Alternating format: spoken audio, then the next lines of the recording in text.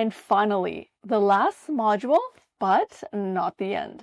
This is actually the beginning of your journey as a leader, as a coach. In today's module, we're going to cover the difference between a what conversation and a who conversation. What parts are science and what parts are the art of creation. What it means to bring it all together, and a unique case study where we fan out all the possibilities of a conversation depending on coach's choice. And finishing off with some frequently asked questions from students. Before we bring it all together, there's actually one interesting concept that I want to share and appreciate as a leader. For starters, as a leader, my people are important to me. Their well-being, how they show up, how they bring their best selves to work, and how me, as their leader and the organization, can be open, transparent, and supportive to really build those win-win situations in the workplace. What I'm going to share is really around looking at the same thing in two different ways as a leader. The first is the what, and the second is the who. The what is about the situation and how they're experiencing the situation. What responses tend to be the more natural state of how our mind operates, which is in a logical state. This is because we're trained to look at facts, look at data, look at analysis, and look into solutioning. The what can include content around other people, what's happening around them, and usually factors external to the person. To prompt a what response, make an observation around the what, and then ask your question. For example, I hear you mention stress at work. When you say stress, what do you mean by stress? The who is about who they are, who shows up, and how they're experiencing themselves in the conversation. Who responses are not easy to evoke as it comes from a more vulnerable position. This reveals who they are, their values, their beliefs, feelings, deeper thoughts, and naturally a space that needs an expanded mind to be able to access. It's usually in the who that has that deeper stuff. And this is the stuff that exists in the unconscious and subconscious mind. To prompt a who response, make your observations, but deliver your question or prompt around the who. For example, I hear you mentioned there's a lot of stress at work. Who in you is showing up in this situation? That question is very intentional in directing the response to create a who response. Most conversations do start off in the what territory, but because I have a vested interest in my people, I really do want to understand who they are and how they're showing up as that person, both professionally and personally. We'll work through these two ways of looking at the conversation in the dissection later. And now let's bring everything together. Coaching is actually both an art and a science. This coaching conversation is first created with a structured and systemized way of thinking. And then the important element of the art is really bringing yourself as a leader into the conversation. The technical part is the science. And so far, what we've covered is roles. And while this is open to interpretation as well, we do understand that a manager directs and a coach creates learning. And this is what I mean by leader's choice. You have a choice as a leader on which role works best for you in what type of situation and conversation depending on business and personal needs. The next technical piece that we looked at is mindsets. Are you aware of the lens or the mindset that you're wearing when you show up to a conversation?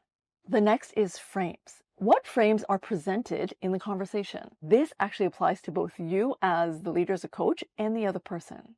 There are 3 frames available here: gain frames, loss frames, and sometimes no frames. This is a very important input into your guided strategy as you're creating observations and prompts. The next we covered is domains. What domain is the other person operating in? Remember, there's thinking, doing, feeling, and being domain. This is also another input into your thinking strategy in creating the conversation. The next is, where is the mind sitting? Where's their mind sitting? In coaching, the more the material comes from unconscious and subconscious spaces, the more transformative the conversation can be. There is science that shows the state of the person's mind depending on how they respond, and how it can include physical attributes, which could be a pause, or they're looking up and away, or they're sighing. Those are all telltale signs of a potential state of mind for the other person. We might not know what it means, because if we did, that would be our own assumptions and deductions that we've layered on. But we have an opportunity to actually inquire about what's happening in the moment, in the conversation, to prompt what's happening. For example, if someone takes a big sigh, like, before they respond, that's definitely something you can inquire about where did they go? Where's their mind at when they created that sigh? You could say, I just noticed you let out a big sigh. What's behind that? And finally, the process or the recipe of the coaching conversation. This is so important in the engineering and creation of a coaching conversation, because other conversations, for example, a performance review, has a different recipe. Now, the art of creating a coaching conversation exists in, first, how they will show up. We won't know the response, but we may know the type of response. That's the science that we're working towards. But exactly what they're going to say, that's the art of them being them. And we appreciate and acknowledge whoever they are in showing up in what they present. The second part of the art is how you show up as a leader. You will have your own unique leadership style and even the way you express yourselves. I'm very expressive with my hands, and so that's just how I show up. Even what you're curious about is a lens in the art of being you. Next, we're going to do a conversation build to bring everything together. You can find a summary of the system and all the tools in the worksheets. I know there's a lot, but take it one step at a time. It really is a muscle, so really isolate, be intentional, and practice that piece.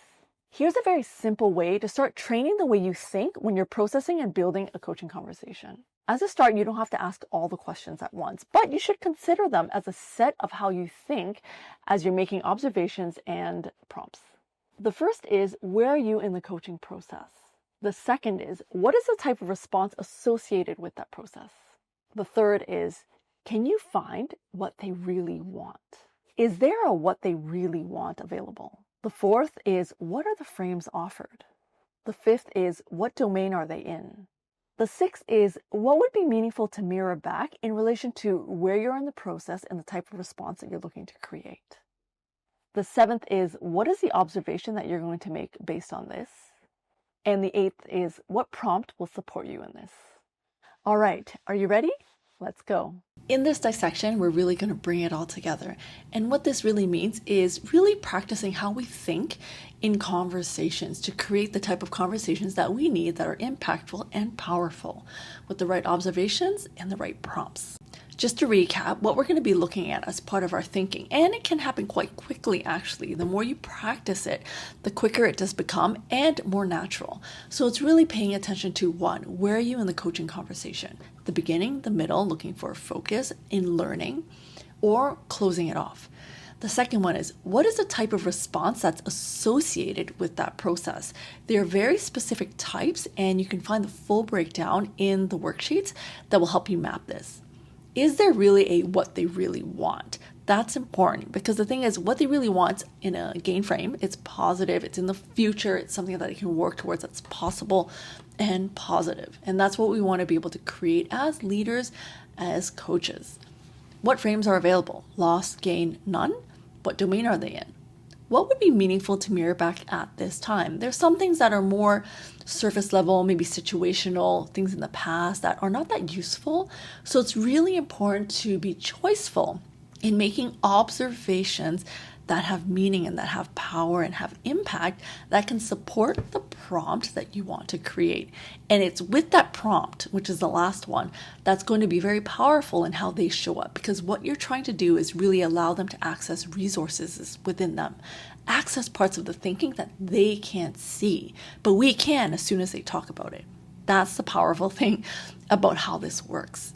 All right, so what I'm going to do is just play a recording with a section that's very powerful. And the reason why I want to use this part of the recording is because of the material that's offered by the person that's speaking.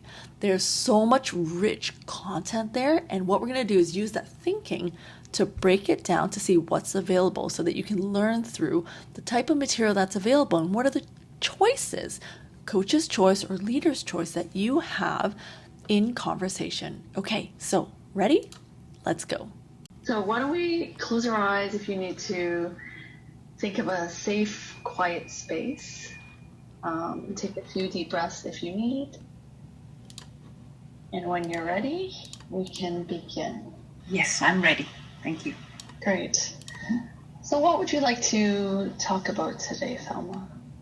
I'd like to talk about something that has been on and off my mind for a little while, and I just want to have some clarity and insight as to how to move forward.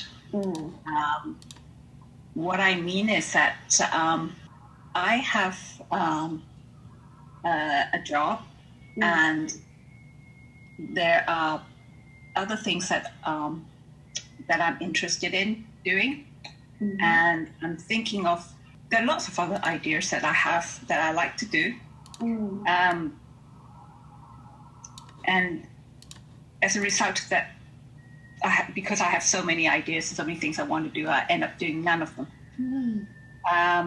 So I like to see where I can find some clarity and insight as to what to do here. Is it because I am not really interested in any of these, that's why I haven't started, or because I've got too many things that I'm interested in, and so as a result, because I haven't settled on one, I'm not doing anything. So I'm not very sure. And it's also because I like to change the work nature of what I've been doing. In the sense that I like to now engage more and do more on things that interests me rather than just a job because I have to do a job. And so there's it's a very good opportunity because I hopefully get to do what I like to do as a job as well as being a job. But in that sense, I have so many things that I like to do. So it's sort of like both feet in my job, and then now one foot out to find something else or do something else, which I feel that I can now. And then, but where do I put that other foot? Because I've got so many places I want to put that other foot. As a result, I'm sort of not doing anything about it. And sometimes I get more choices, as we come along. One of them is actually, of course, coaching, which we are, training on. That's one thing, but to what extent does that take up that whole other foot? I'm not very sure. Or does that just form part of that place that I land my other foot? And how big? Or do I just put it in another place altogether? And then have coaching sort of not really solidly on any things, just comes and goes, because I'm not sure whether I would be able to do it as a job, so to speak, 100%, because I'm not very sure whether I can do it. So there's a lot of question marks, but it's that uncertainty, unknown, but it's not totally unknown because there are things I know I want to do. So I don't know whether I'm making sense, but this is where I am.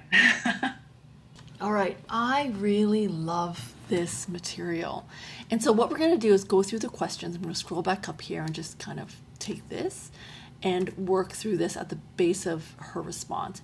And basically, this is the thinking after every response, is to really think about the material on the table. There's a part of it that you're listening to it, but it's not actually stepping into the story with them. It's really being able to hold the space for them from the outside and then think about what you're going to create for them as an experience of themselves. And so really, first one is, where are we in the coaching conversation? So in this, we're just at the beginning. So we're just starting. So what we want to do as a result of that is, what type of responses do you want? Well, since we're at the beginning, what we want is to create content.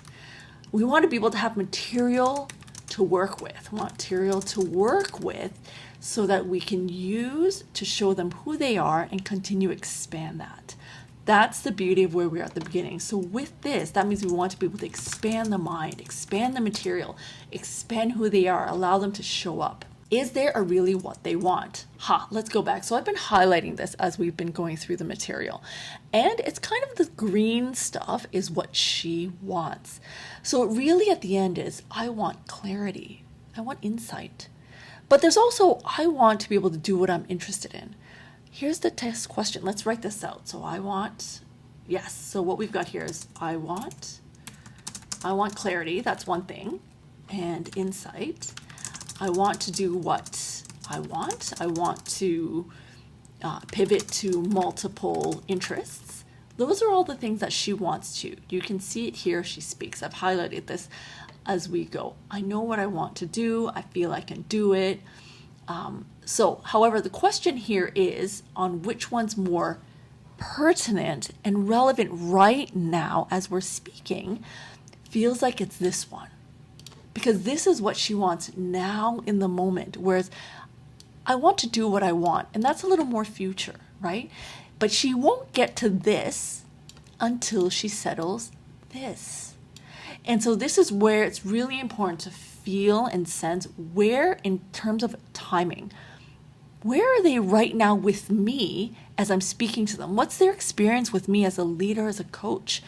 And right now for me, I'm sensing, what she wants is she wants clarity and insight so that she can do what she wants, so that she can pivot, so that she can follow her dreams and her passions. I'm just going to pause here so that this sinks in. So there may be a lot of things that what they want, and there usually is. The key is though, which one is most pertinent right now with you as you're speaking to them?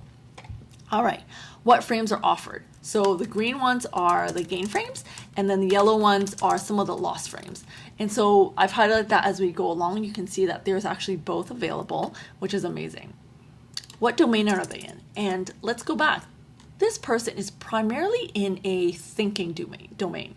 And this is very obvious towards the end. And I've kind of broken off a section here where they start asking questions. They're asking questions as they speak, almost like to themselves. It's fascinating. And then at the end, she says, so I don't know whether I'm making sense, but this is where I am.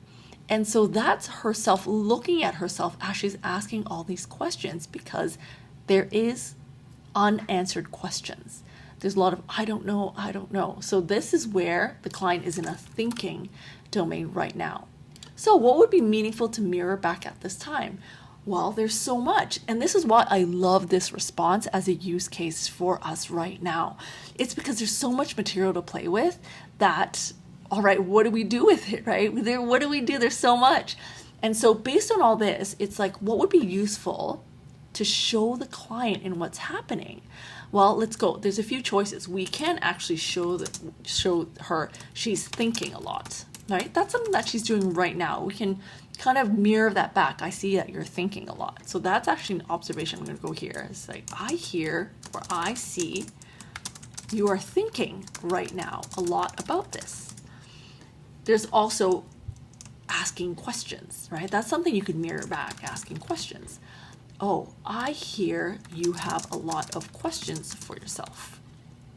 What else is she doing? Is that she's looking for insight, clarity, right? So those are things that we can all mirror back. And again, we don't have to mirror everything back. The key is to chunk it up and mirror back, make the observations that are most powerful for her to move forward. So what we're going to do here is actually, I'm going to do a new line here. Oopsies, right. Oh, where did we go? Okay, is to be able to start dropping all the variants of the observations that are possible. I hear you are looking for clarity on how to move forward. You are, so again, just chunk it up. What are you sensing, right? And so you are looking for direction. You are questioning yourself. You'd like to test putting your foot in different things. You're ready to explore putting your foot in different things. You'd like to expand your career choices. There's so much here. And so this is what I mean by coach's choice or leader's choice in this. You can pick. What are you curious about? What draws to you? So here's the thing that's really important to recognize is that there are gain frames and loss frames, right? Here you could even say you are confused. You are lost. Those are also observations to make. However, out of all these, which ones are most useful? Loss frame. So just to keep in mind, if the client or the person tables loss frames and you continue to feed the loss frame, what happens? Yeah, people continue to go down loss frames. That's very normal. And so what we want to do is potentially put the other frames on the table. There are more useful frames here for her, the gain frames. And so what you could really say is, oh yeah, you have a lot of questions right now. So here are some examples that you can play with. And again, coach's choice, but I'm just going to show you what are the options available. You could say, I hear you have a lot of questions right now. What makes it important to have these answered? Here's the tip. Your observations need to be matching your prompts. So when you make an observation, the whole point is that the observation and the prompt act as a pair. The observation supports the prompts, and therefore they actually do come coupled together. And so that's where you have to be very conscious and attentive in thinking about, all right, I'm going to make these observations to support this prompt. Another one could be, I can see you are excited about the options available. What does it mean to choose something right now? Alternatively, you could say, I can hear that you're lost. That's going down the loss rate. But you could flip the question and say, what positive difference would it make if you're not lost? Or, I can hear that you're lost. Whoopsies. That you're lost. What would not being lost look like or feel like? Pick one, right? And so, do you see now the power of all the variables, permutations, combinations that are available to you as a leader, as someone who's in the conversation with this other person? And that's what I mean by coach's choice. All right, so just going to pause here, take a moment to let that all sit in. That's essentially what happens in my brain over time with practice on how I come up with some of the observations that I'm making. And part of it is it feels, right? Like I feel like this is also the right one with some of the technical top of mind. And so what I'm going to do is play for you a little bit more just to observe what's happened and where this is going. And you can see the observations that I've made as the partner coach for her and the responses that she has. Oh, it totally makes sense. You're ready for change. Yeah, that's a good way to say it. Yep. And you're looking for where that change will bring you, right? But you're just not sure where. That's all. Yeah, absolutely. Yeah, absolutely. So I really like your foot analogy. What makes it important, first of all, that you want to step out of what you're doing now as a job? All right. So that's really my observations as her peer coach and about you're ready for change and you want to pivot. And with her foot is that she's kind of stepping towards something. And so I'm just kind of curious on like what's driving that passion to step out first. But of course, then my mind is really on where she wants to go, right? And so again, coach's choice in this. So I'm going to pause here, and this case study is actually in the use case library, the full one where I do break it down and talk about the logic of what's happening in the conversation, and as well, the dissection of the percentage of talk time, verbs asked, number of open and closed questions. So it's actually going to be a full analysis as well on this conversation, which I will show you how it's done using tools. Well done on getting through that. This just goes to show how complex conversations can be. And there's a lot of coaches' choice in the direction that you want to take based on the information that you see and what you're curious about. Here's some really common questions that I get from students during the practical labs. So, what if we don't get the response that we're looking for? What then? This is a really great question because this means you're actually aware of what it is you're trying to create first. But then what happens when what you're trying to create actually doesn't materialize? Ask it again in a different way. This shouldn't change the type of response that you're looking for because you're still in that part of the process.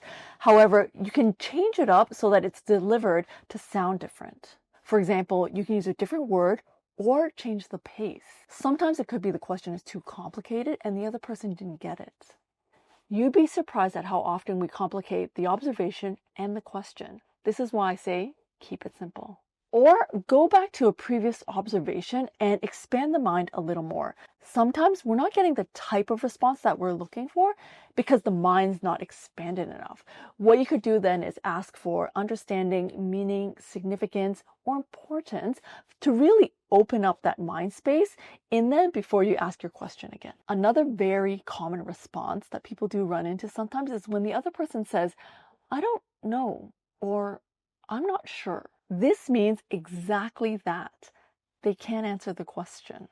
And at this point, we're not really testing knowledge so that we know that there's something else that needs to open up. One could be that they're really unwilling to share and they're being difficult. That's another case.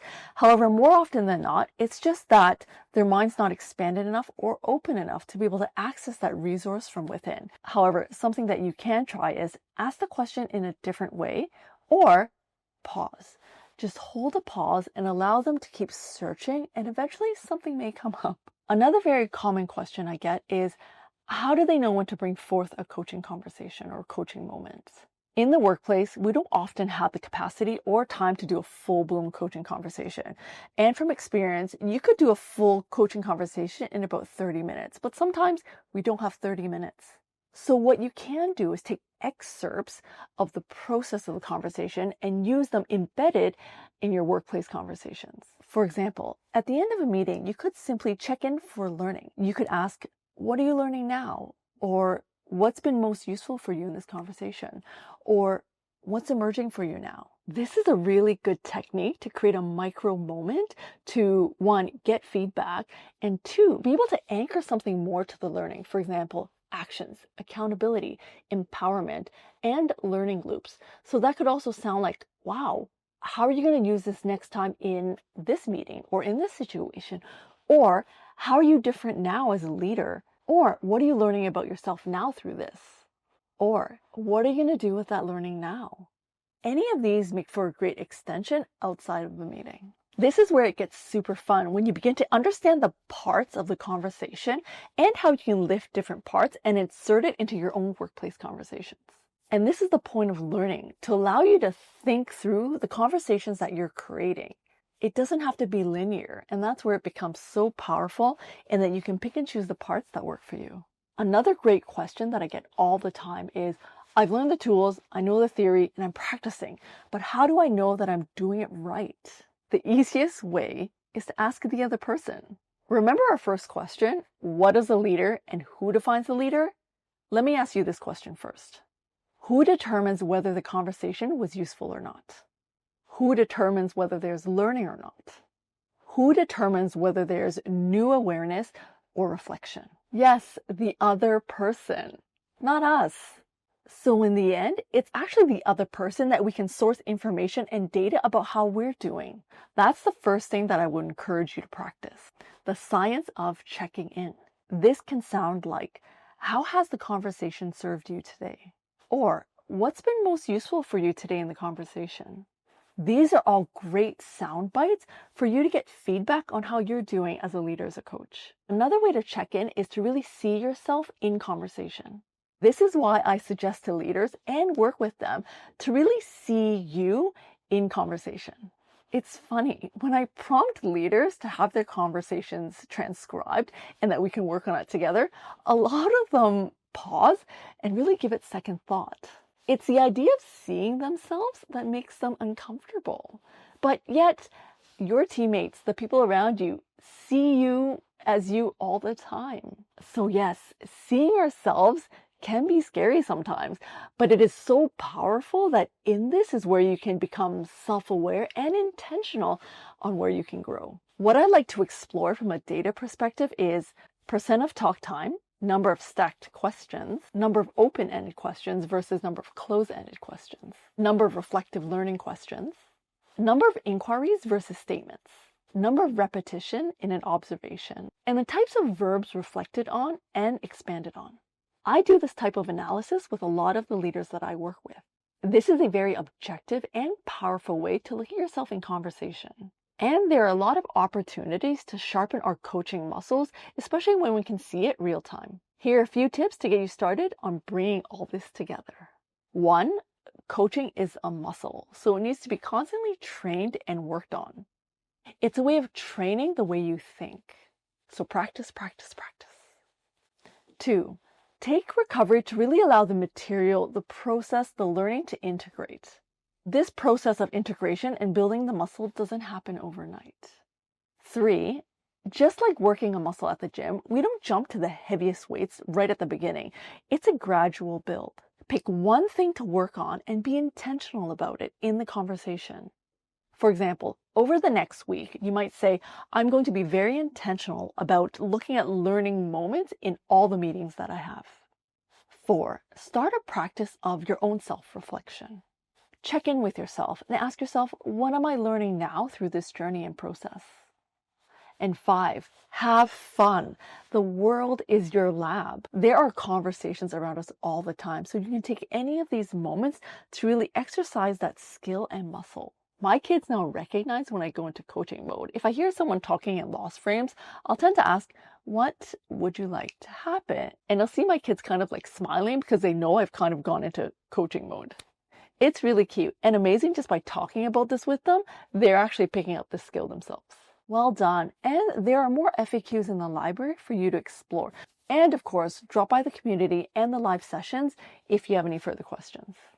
It is really in the questions that my students ask that I can understand how they're going through their learning journey and support them better. Thank you for allowing me to be a part of your learning journey. For me, as a leader in corporate, I really saw the benefits of being a certified coach in the workplace, but it wasn't really around the lens of being a full-time coach at work. It was actually bringing that muscle to who I am as a leader for the people that I work with. And the learning doesn't stop. I will continue to iterate the course materials, build out the use case libraries, and share my learning and observations of how leaders can become even more effective leaders with the skill of coaching. Thank you, and I will definitely see you again.